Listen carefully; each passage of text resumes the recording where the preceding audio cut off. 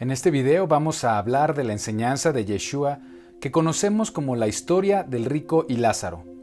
Esta enseñanza ha sido motivo de muchas creencias erróneas sobre la vida después de la muerte dentro del cristianismo, desviando la verdadera intención que tuvo Yeshua al contar esta interesante historia. Si piensas que la parábola del rico y Lázaro es para enseñar que el alma sigue consciente al morir y va al cielo o al infierno, es desaprovechar su verdadero mensaje y desechar todo lo que enseña la Biblia sobre la vida después de la muerte. Un tema que he explicado ampliamente en esta serie. En resumen, la Biblia dice que la vida continúa cuando resucitemos, cuando regrese el Mesías. Si no has visto los videos anteriores, te invito a verlos antes de ver esta enseñanza, porque te quedarás con paradigmas de que la Biblia enseña que el alma sube al cielo al morir de forma consciente, lo cual no es verdad. Si quieres conocer la verdad, debes partir de la raíz y despojarte de todas las ideas preconcebidas sobre el tema de la muerte. Hoy en día hemos heredado una enseñanza corrompida con ideas que vienen del paganismo y no de la Biblia. Así que conozcamos la verdad porque la verdad nos hará libres. ¿Qué es lo que realmente enseña este pasaje? Muchos creen que esta historia del seno de Abraham es una historia que realmente sucedió sobre la muerte de alguien llamado Lázaro, pero esto no es correcto. Esta historia es una parábola para transmitir un mensaje muy profundo.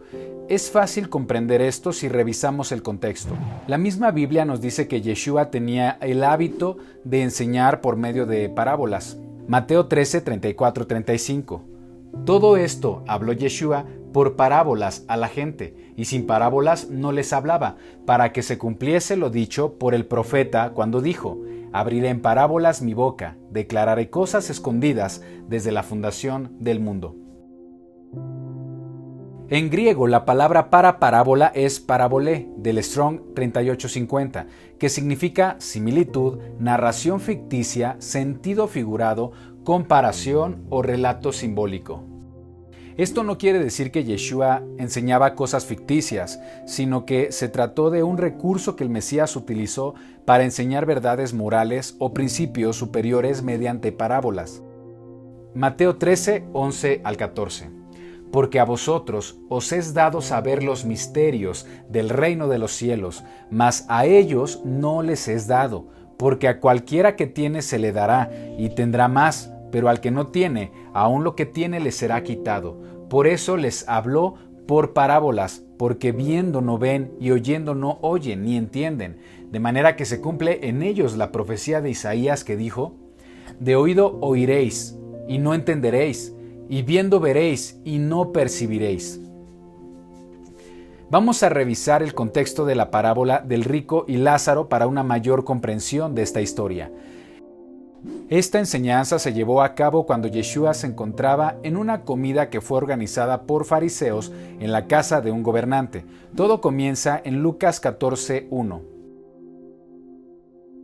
Aconteció un día de reposo que, habiendo entrado para comer en casa de un gobernante, que era fariseo, estos le acechaban, y he aquí estaba delante de él un hombre hidrópico. Entonces Yeshua habló a los intérpretes de la ley y a los fariseos, diciendo: ¿es lícito sanar en el día de reposo? Mas ellos callaron, y él, tomándole, le sanó y le despidió. Y dirigiéndose a ellos dijo: ¿quién de vosotros, si su asno o su buey cae en algún pozo, no lo sacará inmediatamente, aunque sea en día de reposo? Una vez que Yeshua sana a este hombre en el día de reposo, mencionó las siguientes parábolas dirigidas a los fariseos e intérpretes de la ley. La parábola de los invitados a una boda, que se trata de una lección de humildad. Enseña que un huésped debe elegir sentarse en una posición humilde y no en el lugar de honor. La enseñanza sobre la gran cena. Enseñó que cuando hagan una fiesta inviten a pobres y humildes que no pueden pagar, pero la recompensa será en la resurrección de los justos. Luego explica el costo que implica ser discípulo de Yeshua. Es una invitación a renunciar a las cuestiones materiales y terrenales para seguir al Mesías. Si leemos detenidamente estas parábolas, veremos que la intención fue confrontar la soberbia que caracterizó a los fariseos. El siguiente evento que menciona es que los recaudadores de impuestos y pecadores se acercaron a él, parábolas que hablan del gozo, Se acercaban a Yeshua todos los publicanos y pecadores para oírle, y los fariseos y los escribas murmuraban diciendo: Este a los pecadores recibe y con ellos come. Entonces él les refirió esta parábola diciendo: ¿Qué hombre de vosotros, teniendo 100 ovejas, si pierde una de ellas, no deja las 99 en el desierto y va tras la que se perdió hasta encontrarla? Luego menciona las siguientes parábolas: las ovejas perdidas, la moneda perdida y el hijo pródigo. Parábolas que hablan del gozo que deberíamos sentir cuando el pecador se arrepiente. En estos pasajes, la moneda perdida, el hijo pródigo y la oveja perdida están señalando a la identidad de alguien que deberíamos conocer. Habla de la casa de Efraín, también conocido como la casa de Israel. Casa de Israel no son los judíos, sino es el título que la Biblia utiliza para las tribus perdidas del pueblo de Israel, que se extraviaron entre las naciones, se asimilaron a otras culturas, perdieron su verdadera identidad hebrea y que en el tiempo de Yeshua eran considerados pecadores, y son aquellos que Yeshua vino a encontrar y salvar, como él mismo lo afirmó. Mateo 15:24. Él respondiendo dijo: No soy enviado sino a las ovejas perdidas de la casa de Israel. Luego de contar estas historias, se dirige ahora a sus discípulos con las siguientes parábolas. Si lees con mucha atención estas parábolas, Yeshua no ha cambiado el tema, sigue hablando del liderazgo religioso que estaba puesto en los fariseos. La parábola del mayordomo infiel, que ofendió a los fariseos porque amaban el dinero. Finalmente, Yeshua contó la historia del rico y Lázaro. Es una historia que atentó contra la perspectiva que tenían los fariseos sobre las riquezas y sobre su linaje judío que consideraban especial, ya que los fariseos creían en lo que hoy llamaríamos la teología de la prosperidad, es decir, que sus riquezas y linaje eran la confirmación de que eran favorecidos por Elohim, mientras que los gentiles eran pobres por sus pecados y que no merecían el favor de Elohim, así que tuvieron una actitud de exclusión hacia ellos. Pero Yeshua estaba revelando que la riqueza no era un indicador de que estaban obteniendo el favor del Eterno. En todas estas parábolas se habla sobre riqueza y pobreza, sobre perdidos y encontrados. En cada parábola son los débiles, enfermos y pobres que encuentran el favor y la bendición. También en estas parábolas menciona, como referencia a los fariseos, a la persona que se sentó en la silla de honor y fue deshonrado, el invitado que se perdió la fiesta, el mayordomo infiel que fue removido de su posición, el rico que no obtuvo la bendición de estar en el seno de Abraham. Cada una de estas parábolas apuntan a los pecados de la casa de Judá y al liderazgo religioso de los fariseos. Yeshua expuso los pecados que cometían los fariseos en relación a su liderazgo, ya que ellos eran encargados de enseñar al pueblo sobre Elohim y su Torá, pero estaban olvidando lo más importante de la Torá: la justicia, tzedaká, la misericordia, gesed, y la fe, emuná. Veamos el diagnóstico que Yeshua hace de los fariseos. Mateo 23:13. Mas hay de vosotros, escribas y fariseos hipócritas, porque cerráis el reino de los cielos delante de los hombres, pues ni entráis vosotros, ni dejáis entrar a los que están entrando. Mateo 23:23. Ay de vosotros, escribas y fariseos hipócritas, porque diezmáis la menta y el eneldo y el comino, y dejáis lo más importante de la ley, la justicia, la misericordia y la fe. Esto era necesario hacer sin dejar de hacer aquello. Mateo 23:27. Ay de vosotros, escribas y fariseos hipócritas, porque sois semejantes a sepulcros blanqueados, que por fuera a la verdad se muestran hermosos, mas por dentro están llenos de huesos, de muertos y de toda inmundicia. Explicando el contexto y el tema que Yeshua estaba tratando en este pasaje, podemos confirmar que la historia del rico y Lázaro es sobre la condición de Israel en el tiempo de Yeshua. Ahora, quiero explicarte el pasaje a detalle. Lucas 16:19. Había un hombre rico que se vestía de púrpura y de lino fino y hacía cada día banquete con esplendidez. El vestido de púrpura y de lino fino eran estatutos para los sacerdotes del templo del pueblo de Israel y representa la realeza y el sacerdocio. El rico representa a Israel del tiempo de Yeshua, que estaba conformado por la casa de Judá. Jacob profetizó que Judá tendría el liderazgo y la legislación hasta la llegada del Mesías. Génesis 49:10. No será quitado el cetro de Judá, ni el legislador de entre sus pies, hasta que venga Silo, y a él se congregarán los pueblos. Sigamos leyendo, Lucas 16:20. Había también un mendigo llamado Lázaro que estaba echado a la puerta de aquel lleno de llagas y ansiaba saciarse de las migajas que caían de la mesa del rico, y aún los perros venían y le lamían las llagas. La identidad de los personajes es la siguiente. El rico representa a la casa de Judá, Lázaro el pobre representa a la casa de Efraín o casa de Israel. Las migajas que caen de la mesa del rico es la palabra de Elohim que llega a Efraín. Los perros representan a las demás naciones, a los gentiles que alcanzarán la bendición que está siendo recibida por la casa de Efraín. Para llegar a esta conclusión se requiere mucho tiempo de estudio, por lo que trataré de ser concreto.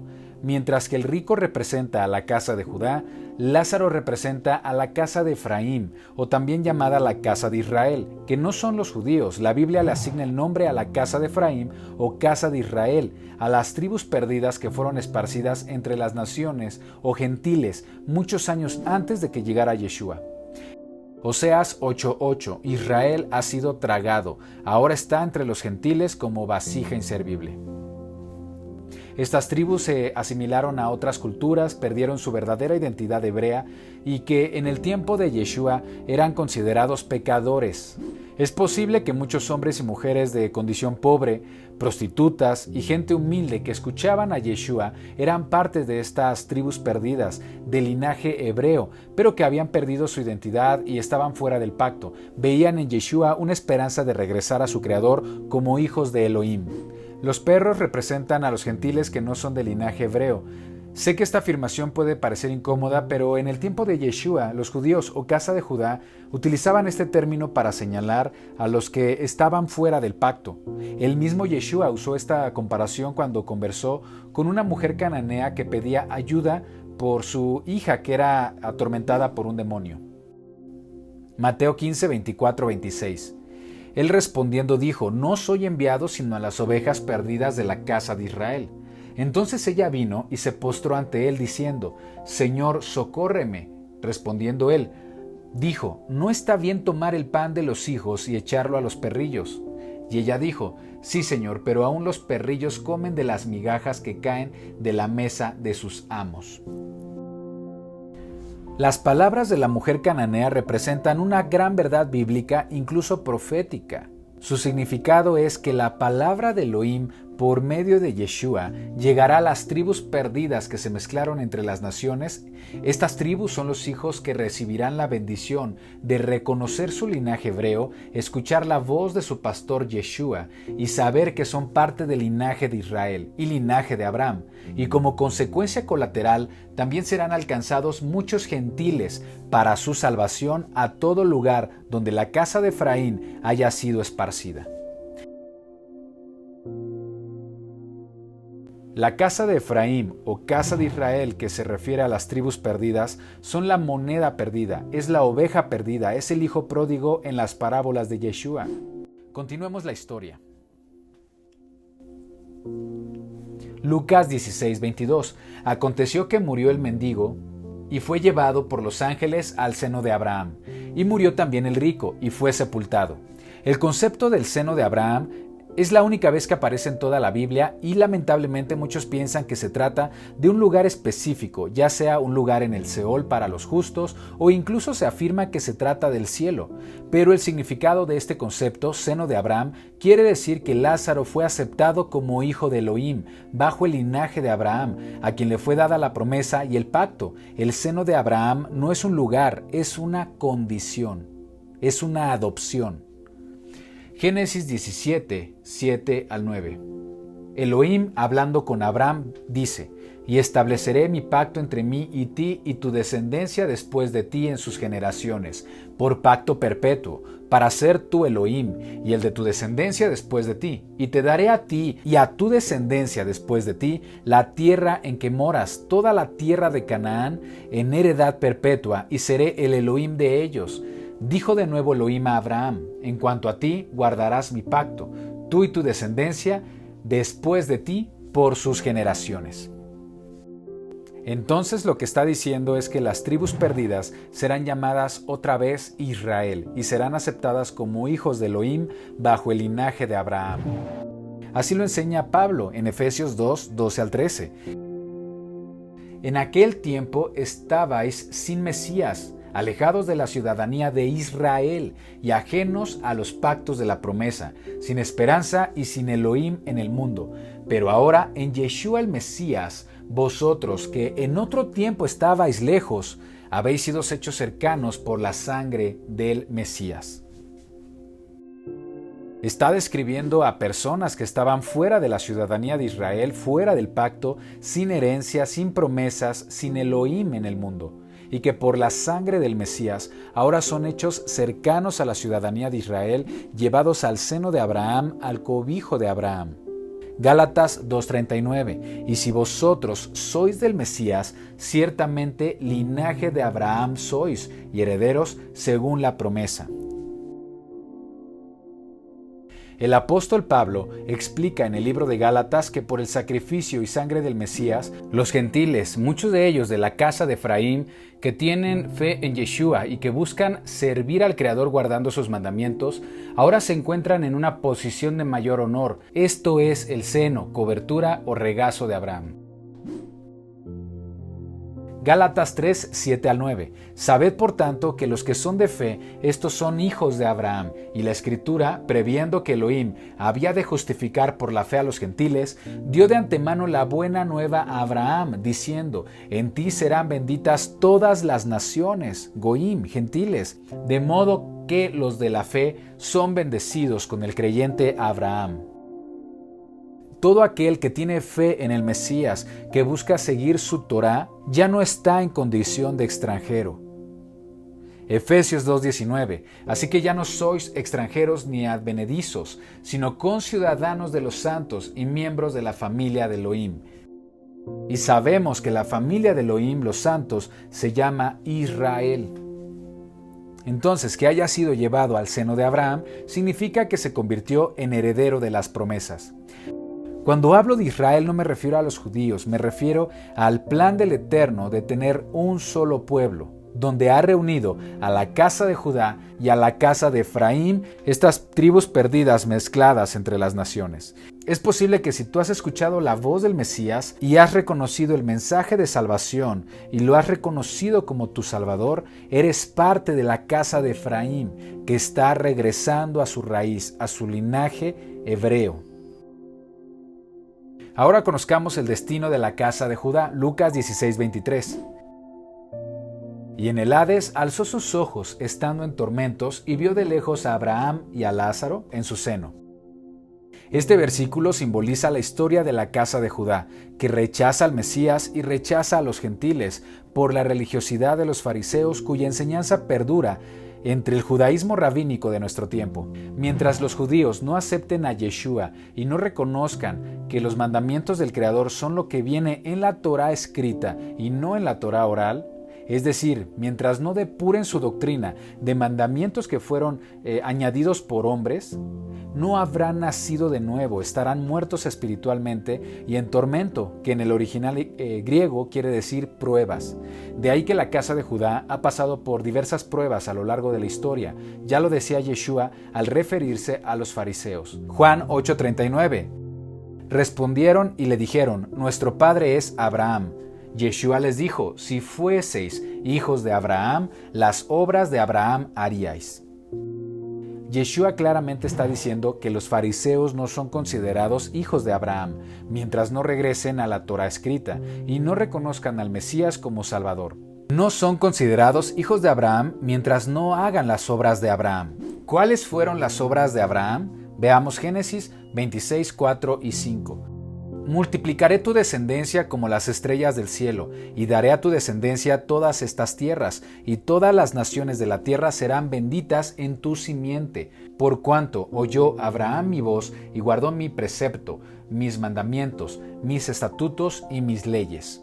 Hijo de Abraham es quien hace las obras de Abraham, es decir, el que guarda los mandamientos, estatutos y leyes de Adonai.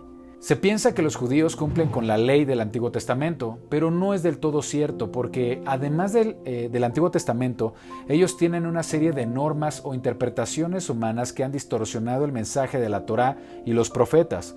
Por eso no reconocen que la misma Torá habla del Mesías Yeshua. Así lo denunció el Mesías Yeshua en Marcos 7, 7 al 9. Pues en vano me honran enseñando como doctrinas mandamientos de hombres, porque dejando el mandamiento de Elohim os aferráis a la tradición de los hombres, los lavamientos de los jarros y de los vasos de beber, y hacéis otras muchas cosas semejantes. Les decía también, bien invalidáis el mandamiento de Elohim para guardar vuestra tradición. Por no guardar los mandamientos del Creador, veamos cuál es el destino que Yeshua les menciona. Mateo 23, 33, 34. Serpientes, generación de víboras, ¿cómo escaparéis de la condenación del infierno? Por tanto, he aquí, yo os envío profetas y sabios y escribas, y de ellos a unos mataréis y crucificaréis, y a otros azotaréis en vuestras sinagogas, y perseguiréis de ciudad en ciudad. Ese es el verdadero significado. El rico representa a los judíos del tiempo de Yeshua que rechazaron al Salvador, rechazaron la correcta interpretación de la Torá que el Mesías les brindaba y se envanecieron en sus riquezas, tradiciones y mandamientos de hombres y rechazaron la verdad de la Torá. Veamos el resto de la historia. Lucas 16, 24. Entonces él, dando voces, dijo: Padre Abraham, ten misericordia de mí, y envía a Lázaro para que moje la punta de su dedo en agua y refresque mi lengua, porque estoy atormentado en esta llama. El agua representa al Mesías y la sed representa la necesidad de vida eterna. Lo confirmamos en Juan 4:14. Juan 4:14, mas el que bebiere del agua que yo le daré, no tendrá sed jamás, sino que el agua que yo le daré será en él una fuente de agua que salte para vida eterna. Lucas 16:25, pero Abraham le dijo: Hijo, acuérdate que recibiste tus bienes en tu vida y Lázaro también males, pero ahora éste es consolado aquí y tú atormentado. En este versículo, Abraham le brinda una gran verdad. Cuando perseguimos las cosas del mundo, las riquezas, los placeres, los deseos carnales, recibiremos nuestra recompensa en vida, pero no edificaremos para la eternidad, como lo enseña 1 de Juan 2, 16, 17. 1 de Juan 2, 16, 17. Porque todo lo que hay en el mundo, los deseos de la carne, los deseos de los ojos y la vanagloria de la vida, no proviene del Padre, sino del mundo. Y el mundo pasa y sus deseos, pero el que hace la voluntad de Elohim permanece para siempre. Lucas 16, 26. Además de todo esto, una gran cima está puesto entre nosotros y vosotros, de manera que los que quisieren pasar de aquí a vosotros no pueden, ni de allá pasar para acá. El gran abismo representa el espíritu de estupor de los fariseos que no les permite comprender la enseñanza del Mesías acerca de la Torá. Romanos 11, 7 y 8. ¿Qué pues?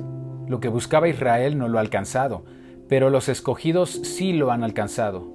Y los demás fueron endurecidos, como está escrito: Elohim les dio espíritu de estupor, ojos que no vean y oídos que no oigan hasta el día de hoy. Lucas 16, 27. Te ruego pues, Padre, que le envíes a la casa de mi padre, porque tengo 5 hermanos, para que les testifique, a fin de que no vengan ellos también a este lugar de tormento. Los 5 hermanos confirman la identidad de que el rico es Judá en esta historia, ya que Judá tiene 5 hermanos: Rubén, Simeón, Leví, Isaacar y Zabulón. Lucas 16, 29. Y Abraham le dijo: a Moisés y a los profetas tienen, óiganlos. Abraham exhorta al rico, que representa a Judá, que regrese a sus raíces, que regrese a la Torá escrita, a los profetas, para escapar de ese destino, porque la Torá y los profetas hablan del Mesías. Lucas 16:30. Él entonces dijo: No, padre Abraham, pero si alguno fuere a ellos de entre los muertos, se arrepentirán.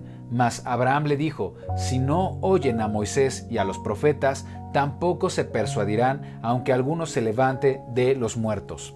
En esta parábola, Abraham responde que si sus hermanos no aceptan la evidencia de la Torá acerca de la identidad del Mesías, tampoco aceptarían si alguien resucita de los muertos.